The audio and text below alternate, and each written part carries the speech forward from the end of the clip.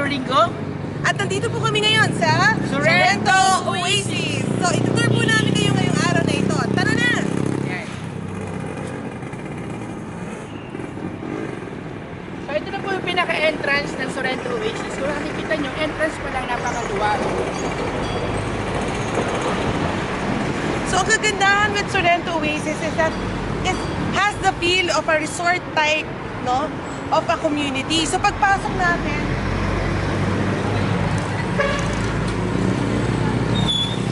kung sa labas, napakagulo, pero dito sa loob ng Sorrento Oasis, ang feeling mo ay Para ka nasa resort, para ka nagbabakasyon kasi napakatahimik na, napaka-peaceful. At syempre, 24 hours ang security guard dito. Hindi ka makakapasok kung hindi ka residente.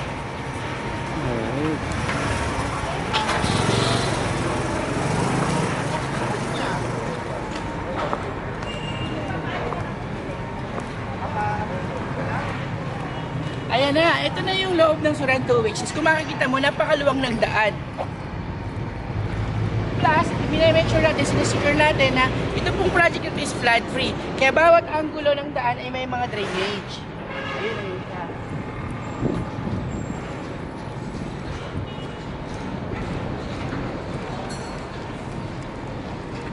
ito po yung tinuturo kanina ni Ringo. Ito po yung mga drainage natin kung makikita nyo. Yan. At syempre, kapag ka nasa loob ka kasi ng Sorrento Oasis, feeling mo nagbabakasyon ka, tama Miss Marita? Tama! Syempre hindi mawawala yung bonding moments, yung quality time with your family. Nag-provide si Sorrento Oasis ng parang resort amenity, resort type amenity. Puntahan natin kung anong meron dito sa loob.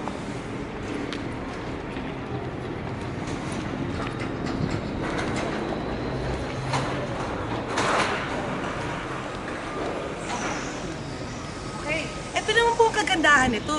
Dito, ang amenities, meron tayong swimming pool for the kids. Yan.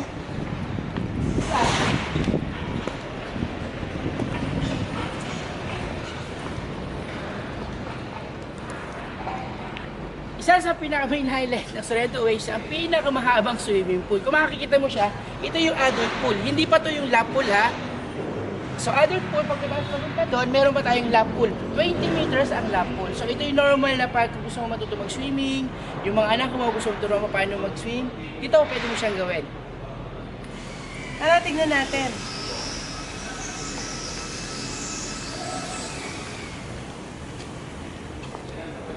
Kagandahan nito, if you want to check out your kids, kumusta na sila nag-swimming, meron po tayong mga lounge chairs dyan na pwede ka makapag-relax, no?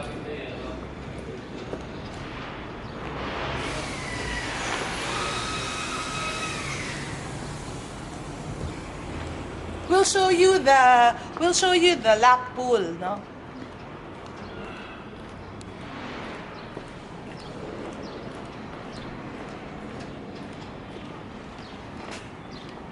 Tara! Ito pa yung lap pool. Mula dito hanggang doon, yung lap pool. Tapos, ganyan siya kalaki, ganyan siya kahaba. Niloloko nga ako ng mga kaibigan ko. Pag nagsimula ka dito, pag ahon mo sa kawila, nasa Mega Mall ka na. Sa haba ng swimming pool. Ayan siya. At kung makikita mo, parang may bridge dito, no?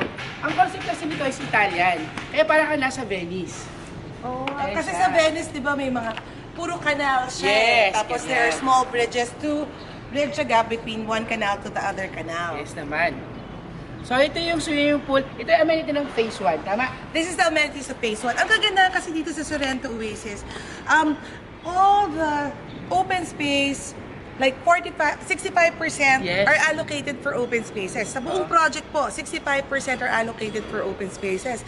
And bawat nook ng mga open space, kung minsan nilalagyan pa nila ng mga Pocket gardens. Meron katulad nito. playground, ayun, no? Kumbaga, in between buildings, nila-landscape nila to. Nilalagyan nila to ng mga small playground. Yan. Aside from that, syempre, Ringo, we have the... Kung nakikita mo sa bandang likuran namin, sir, ayan. Ito yung enormous na clubhouse, kung makikita mo siya. Ang clubhouse, maaari mo siyang gamitin kapag may birthday, kasal. Yung isa ka sa owner dito, may privilege kang gamitin ng clubhouse. Tama po ba, Mama Rita? Tama. And another thing is that it can occupy, if I'm not mistaken, 500. 500 Yes. guests. So, sobrang bongga ng iyong wedding or baptism, kung ano mang special occasion meron kayo ng pamilya nyo. Hindi ka nalalabas, dito ka na, no? Plus, ang additional dito, yung sa second floor Miss Marita is air-conditioned siya. Yan. So, kung may function ka sa taas, hindi ka masyadong may initan.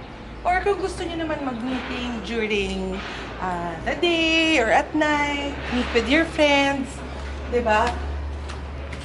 May area din po tayo dito sa clubhouse. Kung may bisita ka, pwede mo silang ma-accommodate dito. Let's say gusto mo mag-breakfast dito, mag-lunch, pwede mo ma-occupy yung isang space dito. For example, sa table na to. Kung order ka dito sa Rent Oasis, isa ka sa may-ari ng clubhouse. Yan. So, ito yung exacto ng clubhouse. Ito yung Tapos may second ground floor. Oo.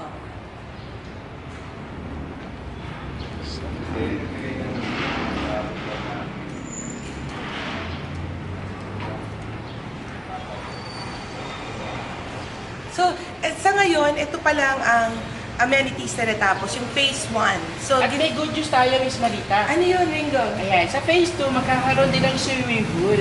May second phase ng amenity. So, Ayan. that's a new development Yes.